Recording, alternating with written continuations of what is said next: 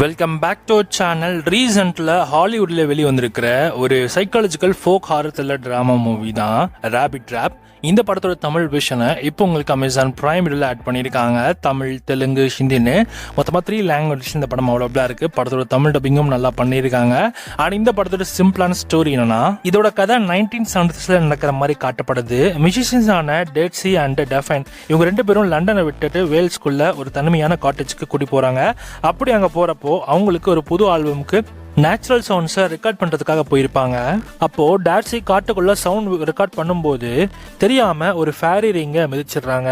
இதுக்கப்புறம் ஒரு வித்தியாசமான ஒரு ஃப்ரீக்வன்சி அந்த ரெக்கார்டரில் ரெக்கார்ட் ஆகுது. இதுக்கப்புறம் ஒரு ஸ்ட்ரேஞ்சான ஒரு குழந்தை ஒன்று அவங்களோட வீட்டுக்கு வந்தது. ஸோ வந்த பிறகு அந்த குழந்தை ராபிட் ட்ராப் வைக்கிற விஷயத்த சொல்லி கொடுக்குது.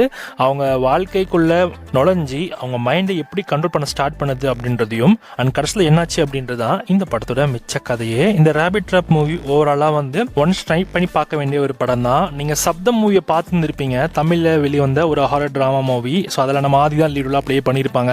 அதோட கான்செப்ட் மாதிரி தான். பட் ஆனால் அது கொஞ்சம் கமர்ஷியல் மூவியாக இருக்கும். இது கொஞ்சம் நல்லா கொஞ்சம் என்ன சொல்ல ஒரு ஹாலிவுட் படம். அதை தாண்டி இது கமர்ஷியல் ரீதியாக இருக்காது. இந்த ஹாரர் ஃபிளிக்லேயே கொண்டு போயிருப்பாங்க. ஓவராலா ஒரு டிஃப்ரெண்டான ஒரு படம் தான். ட்ரை பண்ணி பாருங்க.